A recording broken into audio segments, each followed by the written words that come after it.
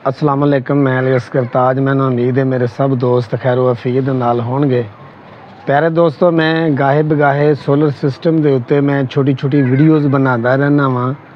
अज मैं जी पिछली वीडियो सी उहदे विच मैं जिक्र किया सी कि 3 kW जड़ा सिस्टम है ਉਹਦਾ एस्टीमेट की है और ਉਹਦੇ ਵਿੱਚ ਕਿਹੜੀਆਂ चीज़ां ने ਜਿਹੜੀਆਂ ਸਾਨੂੰ सिस्टम लगाने वास्ते लैनियां पैंदियां ने।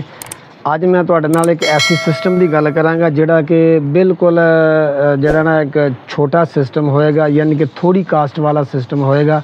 और थोड़ी कास्ट वाले सिस्टम ਦੇ ਵਿੱਚ ਤੁਸੀਂ ਘਰ ਦਾ ਜਿਹੜਾ 5 ਤੋਂ 600 ਵਾਟ ਜਿਹੜਾ ਲੋਡ ਹੈ ਉਹ ਤੁਸੀਂ ਚਲਾ ਸਕਦੇ ਹੋ। 500-600 ਵਾਟ ਤੋਂ ਲੋਡ ਤੋਂ ਮੁਰਾਦ ਇਹ ਹੈਗੀ ਹੈ कि तुसी फ्रिज चला सकते हो, तुसी 3-4 पखे चला सकते हो। गर्मियों के विच जिहड़ा आम तौर पर जी डिमांड हुंदी है वो इन्हां चीज़ां दी ही हुंदी है।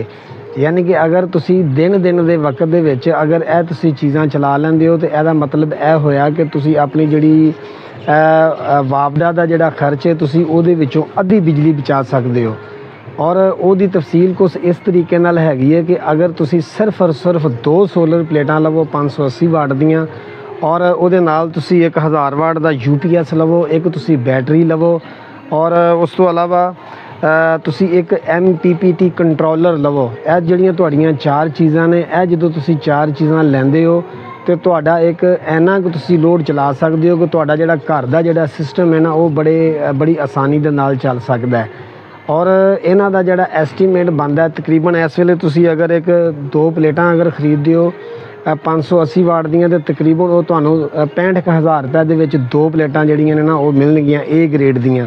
और अगर तुसी बैटरी की गल करिए, बैटरी असी अगर लैने 100 एम्पेयर की, 150 एम्पेयर की या 200 एम्पेयर की अपनी रिक्वायरमेंट के मुताबिक अगर असी बैटरी लैने वो सानूं 25,000 30,000 35,000 और 40,000 तक मिल सकती है। उस तो बाद अगर तुसी UPS लैंदे हो तो तकरीबन तुहानूं 20,000 रुपए का मिलता है। और अगर तुसी MPPT कंट्रोलर लैंदे हो तो ये तकरीबन तुहानूं 15,000 रुपए का मिलता है। यह अगर स्टैंड विच पा लीए तारां दा ब्रेकरां दा इन्हां सारियां चीज़ां का जिहड़ा तकरीबन खर्चा पा लीए तो तकरीबन 1,40,000 या 1,50,000 रुपया बनता है। और 1,40,000 रुपया 1,50,000 रुपये के नाल तुहानूं फ़ायदा कितना है। सुबह तकरीबन गर्मियों के विच 7-8 बजे तो लैके शाम को 5 और 6 बजे तक जी बिजली है ये तुहानूं जिहड़ी है ना वो मिल सकती है। ये वो बिजली मिल सकती है जिहड़ी अल्लाह तबारक तआला दी ज़ात ने तुहानूं एक तोहफे दे विच सूरज की रोशनी दी है। वैसे तो साडे पूरे मुल्क दे विच अल्लाह तबारक तआला दी ज़ात ने ऐसियां नेमतां दे नाल सानूं नवाजिया है। और असी भी एडे दरवेश लोग हाँ, वो जिवें नेमतां आउंदियां जांदियां उवें असीं ज़ाया करते जाने। उन्हां नेमतां दे कोलों असीं कोई फ़ायदा नहीं उठाते। जिवें कि समंदर के किनारे जिवें हवावां हुंदियां ने जिहड़ियां 24 घंटे वगदियां रहिंदियां ने, उथों असीं जिहड़ियां हवावां वाले यूनिट ने जिहड़े बिजली पैदा करते हैं वो असीं ला के बिजली पैदा कर सकते हैं। इस तरह ही साडे दरियावां दे विच साडियां दे विच पानी है, साडा जिहड़ा पहाड़ी सिलसिला है उहदे विच असीं पानी इकट्ठा करके डैम बना सकते हैं। मगर वो एक इज्तमाही चीज़ां ने, वो एक मुल्की लैवल दीयां चीज़ां ने। मैं अज वो चीज़ नाल डिस्कस कर रहा हाँ कि जिहड़ी साडी अप्रोच दे विच जिहड़ा काम असीं कर सकते हैं, असीं कर की सकते हैं। असीं अपनी छत दे उत्ते सूरज की रोशनी कोलों फ़ायदा उठा सकते हैं। जिहड़ा दिन दे एक दिहाड़ी दे विच सानूं 12 13 14 घंटे सानूं जिहड़ी बिजली है वो मैसर हुंदी है, कम से कम 10 घंटे तो हुंदी है ना। और साडा जिहड़ा पूरे साल दे विच जिहड़ा पीक टाइम हुंदा है वो साडा तकरीबन 4 ਤੋਂ 5 महीने हुंदा है। और 4 ਤੋਂ 5 महीने जिहड़ा टाइम हुंदा है उस टाइम दे विच सानूं जिहड़ी रोशनी मिलदी है वो बड़ी शदीद किस्म की मिलदी है। उहदे तो असीं भरपूर फ़ायदा उठा सकते हैं।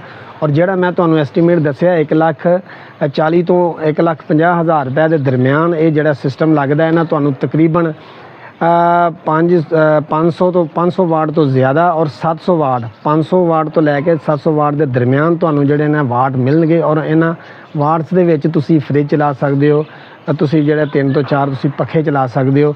और तुसीं अंदाज़ा लाओ एक घर दे विच 2 पखे हुंदे ने या 3 पखे हुंदे ने, एक ऑलरेडी जिहड़ी वो फ्रिज हुंदी है। बाकी जिहड़ियां चीज़ां ने वो तुसीं वापडा दे उत्ते शिफ्ट कर लो, यह जिहड़ियां चीज़ां ने ये तुसीं सोलर दे उत्ते शिफ्ट कर लवो। और मैं समझदा वां कि तुसीं अगर एडा सिस्टम नहीं लाते हो तो तकरीबन तुसीं जिहड़ियां ना वापडा दे कोलों जिहड़ा वापडा दा बिल है वो तकरीबन हाफ तुसीं जिहड़ी बिजली है ना वो तुसीं बचा सकते हो। मैनूं उम्मीद है कि जिहड़े दोस्त दिलचस्पी रखते हैं सोलर सिस्टम लाने दे विच उन्हां वास्ते ਜਿਹੜਾ ਇਹ ਮੇਰਾ ਮਸ਼ਵਰਾ ਹੈ ਉਹ ਇੰਤਹਾਈ ਮੁਫੀਦ ਹੋਏਗਾ। ਔਰ ਸਾਨੂੰ ਕੋਸ਼ਿਸ਼ ਵੀ ਕਰਨੀ ਚਾਹੀਦੀ ਹੈ ਕਿ ਜਿਹੜੀ ਅੱਲਾਹ ਤਬਾਰਕ ਤਾਲਾ ਦੀ ਜ਼ਾਤ ਨੇ ਸਾਨੂੰ ਨਿਅਮਤਾਂ ਦਿੱਤੀਆਂ ਨੇ ਅਸੀਂ ਉਹਦੇ ਤੋਂ ਭਰਪੂਰ फ़ायदा ਉਠਾਈਏ। ਨਵੀਂ ਵੀਡੀਓ ਤੱਕ ਅਲੀ ਅਸਗਰ ਤਾਜ ਨੂੰ ਇਜਾਜ਼ਤ ਦਿਓ, ਫਿਰ ਦੁਬਾਰਾ ਤੁਹਾਡੀ ਖਿਦਮਤ 'ਚ ਹਾਜ਼ਰ ਹੋਵਾਂਗਾ। ਅਸਲਾਮ ਅਲੈਕੁਮ।